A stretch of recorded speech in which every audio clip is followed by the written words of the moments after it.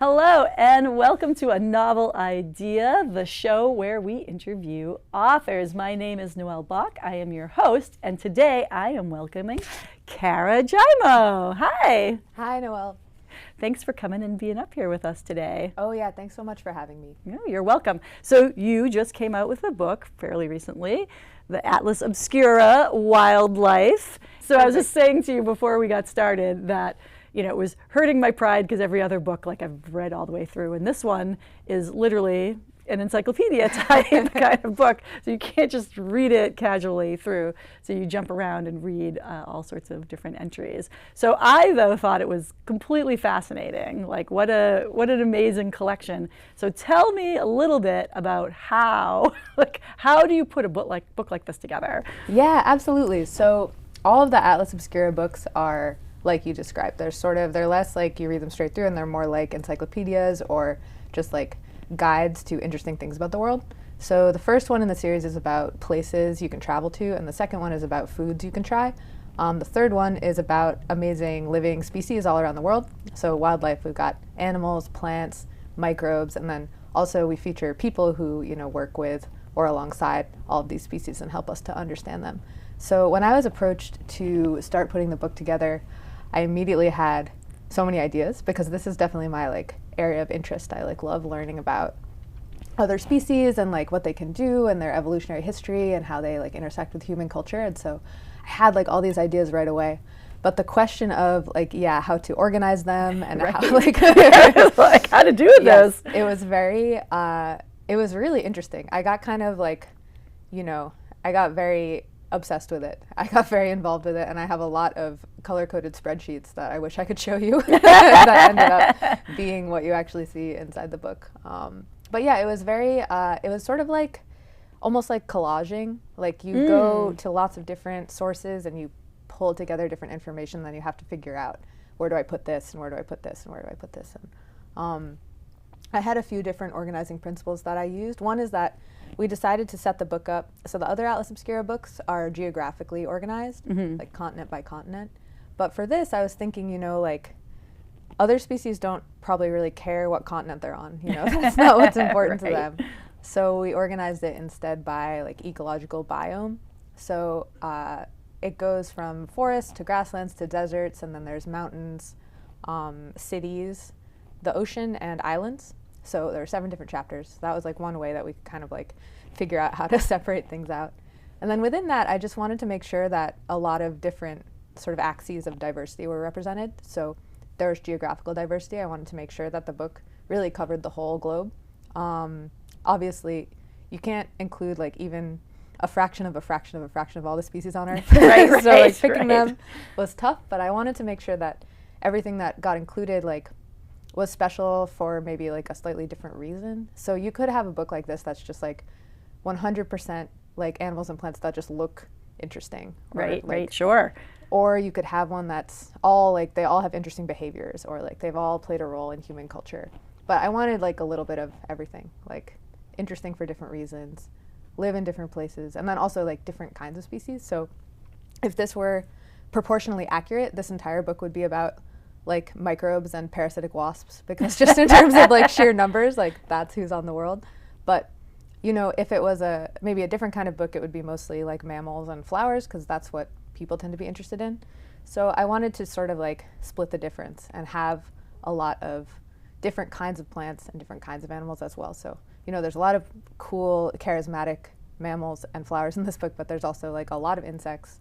There's birds, there's fish, there's trees, there's ferns, there's mosses, just there are lichen. Yeah, all different kinds of things. So it was a long answer, but that's how I ended up thinking about it. Sort of balance between diversity and sort of organization. Do you have, off the top of your head, do you know how many entries there are? I didn't count. I should have counted. I didn't count either, so maybe about 400 or 500. Yeah, there's got to be at least. I was going to say, it has to be in the hundreds at least. Yeah. Now, so say, all right, so let's just for sake, we'll say there's 500 entries in there. Did you have thousands of entries and you winnowed it down to 500? In a way, yeah. So another cool thing about this book is that I worked with a lot of different writers. So I wrote about half of it myself, and then the other half were written by contributors from literally all over the world. So cool.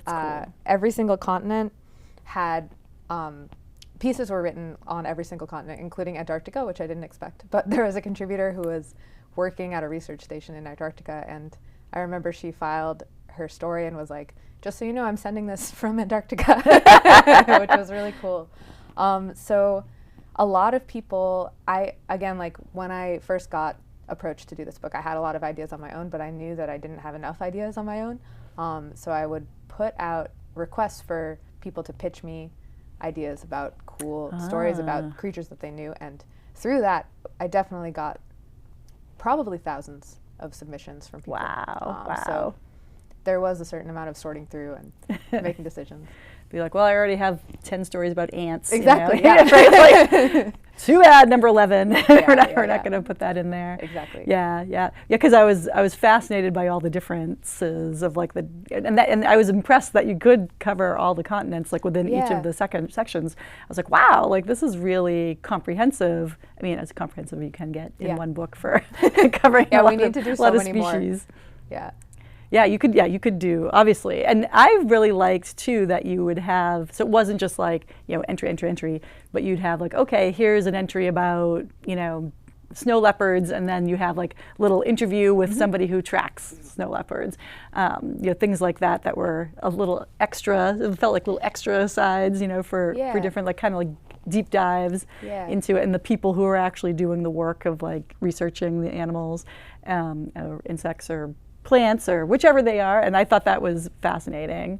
And then I was just saying to Ginny before you came in, like just there's so many animals or creatures I've never heard of. Oh, yeah. Right? Cool, I'm glad. And I was like the fairy armadillos, and I was like, what are these? And I was just looking at those. What is the devil's hole pupfish? Yeah. Like what? Like just like this one little vat of water, and it just has this species that just lives there. I mean, that's amazing. Like that's just the amazing thing. Do you have a favorite or a couple of favorites from all of your entries in there? Yeah, you definitely just mentioned a couple. I think I just realized this as we were talking, but I think if you want to know some of my favorites, I didn't necessarily do this on purpose, but I'm realizing that I put my favorites often like as the first or the last entry in each chapter. So like the Devil's Hole Pupfish is the first entry in the deserts chapter because it's so cool. Like you said, it's just this little fish. It lives in a pool in the middle of Death Valley, basically. Right, like bananas. Yeah. So when I was thinking about the desert chapter, I was like, okay, how do we start this chapter? Like deserts are amazing. There's so much amazing life here. But like, what's the last thing you think you're going to find in a desert? It's a fish. Right. So like the fish has to go first. So yeah, that's definitely one of my favorites. I also really I love when animals or plants do things that we once thought that only people could do. I always find that really fascinating. So another one I really like is firehawks. I don't know if you got to that one. Yep, yeah. Yeah, so they're these... Yeah, that was really interesting, too. Yeah. So in Australia, certain birds have learned how to basically set fires, which again is like a behavior that we associate mostly with people. Right. But when there are wildfires there that occur like through lightning or, human behavior or naturally, these hawks, they like the fires because it provides them with more food. It will shoot insects up in the air that they can then dive and catch, or it will scare small mammals out of the brush, which they can catch. So they're like, okay, we like this fire. Let's make more of it. So they'll swoop down and they'll get burning sticks or twigs and they'll fly a certain distance, often over a fire break, over a little stream or a break in the fire, and they'll drop them to start a new fire. And firefighters there actually really dislike these birds because they're like, what? Yeah, they're making our jobs harder. But I just think that's so amazing. Even I, who study this kind of thing and write about it all the time, I was like, I didn't know that animals could do that. So, right, yeah, and about whatever primates using tools maybe or doing certain things like that, and maybe you're like, oh, an otter uses something, but you don't think about things like birds. I mean, and then because you have a further one about crows and some of the things that crows do as well. I was like, and I just happened, like Hulu right now has like a Secrets of the Whales like special on, and like there's several episodes, and like one of them had about the orcas. They show about the orcas that go up on the beach and like catch the seals. And I remember watching that, going like, what? Like, how did they learn this? And I'm like, oh, look, it's in the book. There it is. I just learned about this like somewhere else. And just, those, and that, like that entry in the book too, because they talk about it in the show that I happen to watch as well, but like how there's culture like amongst orcas and whales in general, and that it's not just, they do a behavior. It's like, no, it's a cultural thing. And like that particular, it's just that one group of orcas who has learned how to do this one way to hunt onto the beach, and they teach, each other it, and it gets passed down through generations. And I'm like, that's amazing. And we don't think about that. We don't think, oh, there's generational knowledge or anything like that with other animals. And yet, like a book like this is like perfect to sort of highlight what is out there, and these things that go on, like I know you have like a chapter about the monarchs, and some of the other animals that migrate like thousands and thousands of miles, and they die on the way, but they still make it. Like the next like these other generations, like, how do they know that? And I thought it was also super interesting, just like I was looking at the fairy rings, and just like how they don't know, though, like it's kind of like they have these theories, but they actually don't know where they came from and how they get formed. They just have some ideas, and there's so many mysteries. And so a book like this is just like great for mystery, like kind of, you're just like, like here's these things that like people know something about it, but not everything. Now, what's your background as far as writing with like nature? Yeah, so I've been a science writer since 2015, basically full time most of that time, and I definitely focus a lot of my writing on just trying to explain and figure out and learn a little bit more about other species. I feel like a lot of people focus on humans, and that's great. But for me, I just think it's so amazing. Like you said, there are so many mysteries, and like we were talking about before, these other species have so many talents and skills and abilities and forms of intelligence that we just don't always consider when we're going about our own daily lives. And for me, like learning more about that is really enriching, and it reinvigorates my sense of wonder at the world. I mean, when you're talking about the mysteries of the fairy rings and other things there are a lot of things in the book that we sort of don't completely understand. And I think that working on a book like this made me remember that we're in, we're deep into the information age right now. We feel like we can figure out anything at any time. And then we also think that the areas of growth for us are in things like technology and medicine or other things that we make ourselves, which is true. But there's also so much about the world outside of us that we still don't know. And I think people sometimes assume that the natural world is kind of like, oh, we already figured all that out. But we didn't. There are a lot of things to learn. And that was like one of the things that really was impressing me in the book, is just how little that we know. I mean, we feel like we know so much, and there's just, the bigger species, it's easier. But then you talk about like the snow leopards, which they call, like ghosts of the mountains, because no one sees them. And like people are tracking around for, years, and they don't see a snow leopard, right? And the same with, I can't remember which one it was. There's some animal that they thought was extinct, like they were kind of like, oh, and then no, wait, they're alive. Or the ones, so there's a deer, I want to say there's a... Oh, the Saula. Yes, the Saula. Yes, that like no one ever sees, and they're like, oh, wait. Yeah, that's a cool story. In I think it's the Ammonite Mountains. Maybe the I think that Ammonite Mountains. I'm so sorry, I wish I knew for sure. But I want to say that's right, Ammonite. Yeah. In Asia, there's a very, very large ungulate, so like a deer relative, that local people who live in these forests know it well, but in terms of outside researchers or scientists from elsewhere, they didn't even know about it until, I don't know, 10 years ago. It's like this huge mammal, right? Yeah, like where is it? Yeah, exactly. And they have a lot of trouble finding them to study or even observe. Yeah, which is really, really cool. Yeah. Well, we're going to take a quick break so you can read a little something from the book, and then we'll be back. Awesome.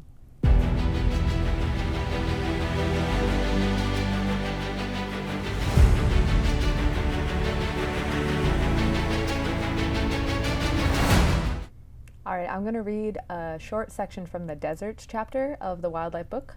This is about the Devil's Hole pupfish.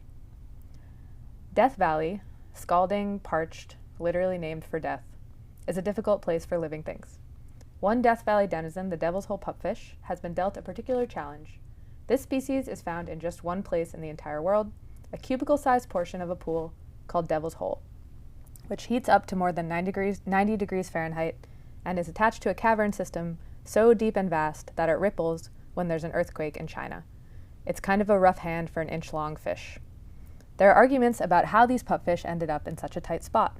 The vast underground cavern system that contains Devil's Hole first cracked open to the sky about 60,000 years ago when a cave roof collapsed.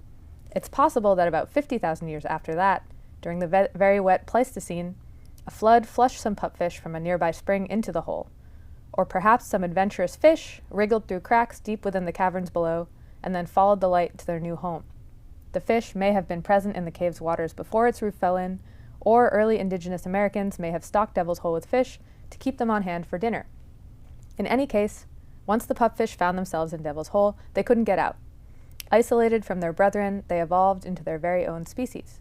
They have lost the pectoral fins that allow other fish to swim quickly and developed special metabolic pathways that help them survive in the bathwater warm pool. The females and juveniles are as silver as paper clips, and the breeding males an iridescent blue. They rarely live for more than a year. The pupfish appear resigned to their lot. They don't venture too deep into the cave, instead sticking close to the surface where the sunlight that filters through supports a small food web with the pupfish at the top. In addition to algae, swimming worms, and water bugs, the fish munch on limestone dust that sloughs off the cave walls, which likely contains nutritious microbes.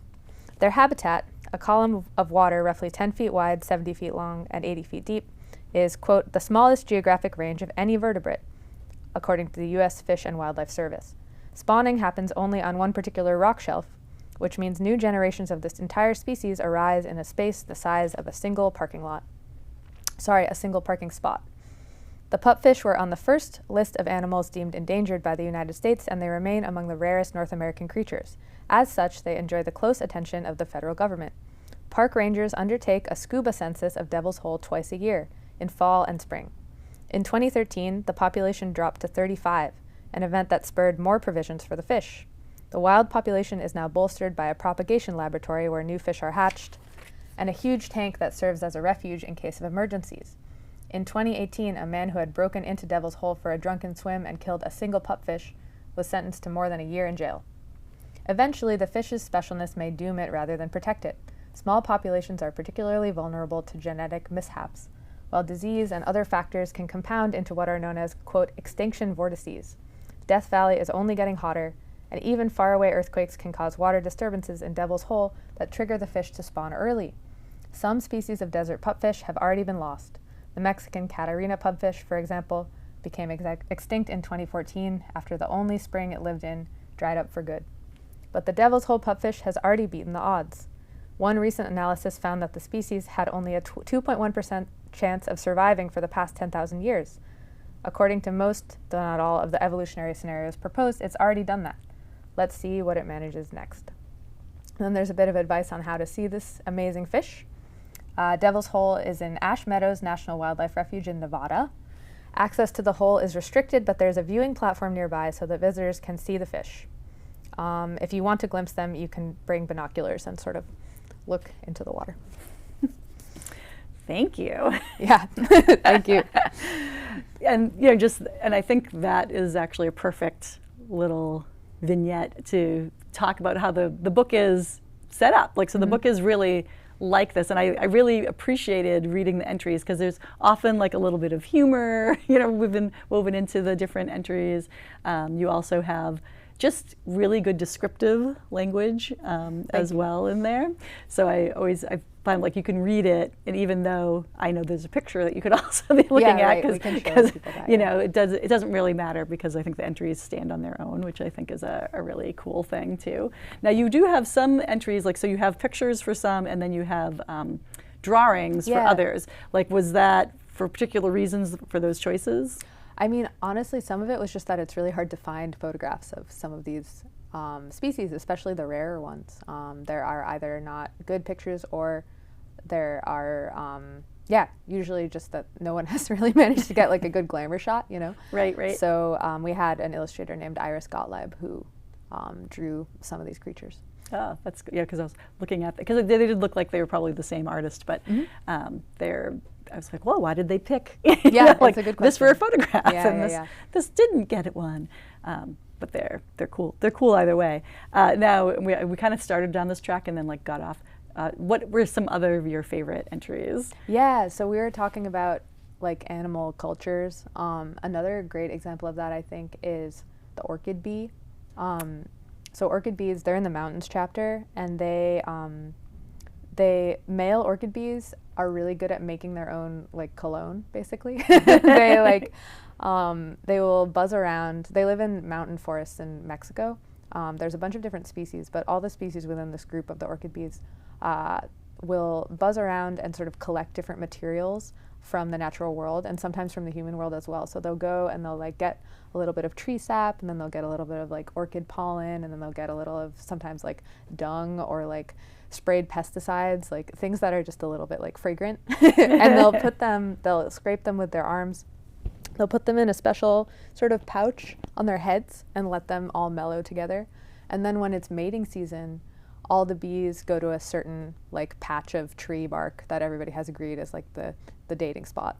And the males buzz around and they sort of like allow their perfume to create a cloud around them, and the females come and sniff, and then they pick who they want their mate to be. But I think that's so beautiful, like not only are these bees like doing something that we associate with people, but like even people don't make their own perfumes. We'll choose them, we'll like buy them in the store, and obviously some people that is their job and their art form. But all these bees are like, they're taking little things from their environment and they're creating a beautiful potion, and they're saying like, this is what I want to smell like I'm like a dung and tree sap kind of bee. And I want everyone to know that. I just think it's really cool. That is really cool. And give me one more. What's one more favorite? Good one. We should do a plant, because sometimes those get a little bit overlooked. Yes. Yeah. There's a lot of plants. There. A good mystery, actually, you're talking about mysteries, is they call them glacier mice, but they're plants. So on glaciers, they've actually found these all over the world, but I think they study them most seriously in Iceland. There are these sort of balls of moss that will form. So yes. A moss spore will land on like a little patch of earth, and then it will grow and it will form this sort of three-dimensional moss ball, instead of the moss that we might be used to around here that kind of grows flat. So these moss balls will grow, and then they like grow in groups and they move. The balls will roll around and they'll like migrate. So over the course of a day, all of the moss balls in a group will move, like just half a foot to the right. And then the next day they'll move half a foot south or whatever. And researchers are like, we don't know why. Like, why are they moving? How are they moving? It's very confusing. So that's a really cool mystery. And that's one of the places, like obviously there are so many places in this book that I would love to go. But that's the kind of thing where like, I want to see this for myself. I want to see how this works.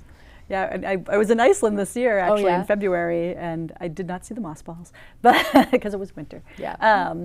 But I did go to like one of the museums, and they had talked about the moss balls, actually in one of the museums, and there's ones that are in the water too, like that are kind of the similar. Oh yeah, things. yeah, that move up and down in the water column. Yes.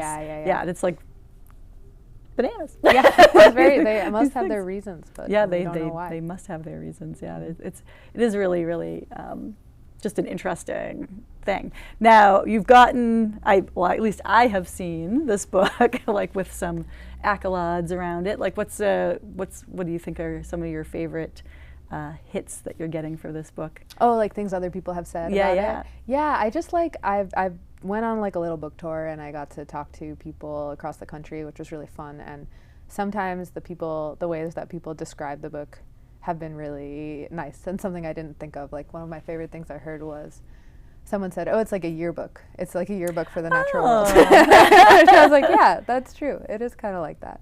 So I like that descriptor. And then it's great when people enjoy it. I think I also like when I hear that, like you said, people who are really interested in this topic will say, I didn't even know about some of the stuff I saw in here. That always is gratifying because I tried really hard to dig deep and find stuff that you won't necessarily see like even on a nature show or like in another book like this. Oh yeah, there's plenty. Yeah. There's plenty in there. Yeah. How long did it take you to put the whole book together? About 3 years. Yeah. Yeah, it took about 3 years. And again, like I was very focused on it. I actually thought when I first got the assignment, you know, when we worked it all out, I was like, oh, because I'm a freelance writer. I was like, okay, I can do this and I can freelance at the same time. But like, no, it completely took over my attention. Yeah. I can imagine. Yeah. Was there any creatures or plants or whatever that you wanted to get in there but just didn't make the cut in the end? Yes, I will say the editor I worked on this with at the publisher was like so awesome and so enthusiastic and helpful. But the one thing we disagreed on was one particular entry, which was about a fruit fly that lives inside rotting wounds inside of cactuses. Oh. And there's this fruit fly had like a very interesting sort of mating ritual. And my editor was just like, no. And I was like, please, one more weird bug thing. And she was like, no. No more weird bugs. Yeah, yeah. So we would go back and forth with the drafts, and I would put it back, and she would cut it, and I would put it back. But in the end, I had to fold. In the end, you lost. Yeah. Lost the battle. I'm sorry, fruit fly, you're getting your moment right now. We're talking about you. Don't be sad. Yeah. Exactly. Well, I have one last question for you, actually I have two questions for you. One is, are you working on any other books now? Yeah, so I have another book coming out next fall. Great. It's not dissimilar to this, it's just a lot smaller. It's called Leaving the Ocean Was a Mistake, and it's a compendium of 60 specifically like ocean creatures. And the idea is that the ocean creatures have seen how we have evolved on land and how some of the choices we've made have not been great, and they're giving us advice based on their own lives in the ocean. Oh, so it's kind of like a cute little, like, it's illustrated, you flip through and you can learn a little bit about sea creatures and also maybe like laugh a little bit at ourselves. Let's hope. And then my last question is, do you have a library card? Yes, very much. Very good. Oh, I'm a librarian too, so awesome. I work down the street. Yeah, I love the library. So I always ask people about libraries. Yeah, I love the library. I use the library a lot in my research because you can still absolutely find things there that you can't find on the internet. Yes, yeah. And it's easier to navigate than the internet a lot of the time as well. Yeah, people don't always believe that, but it's true. It's very true. And I felt so gratified the first time I saw this book in my local library. I was like, oh, like I'm part of it. Yeah, I know. And for this show, I do a special collection of like the books we talk about for the show. That's so we have awesome. like a little special novel idea collection. So so it'll cool. be living in that collection. That's great. The little chameleon will have a home.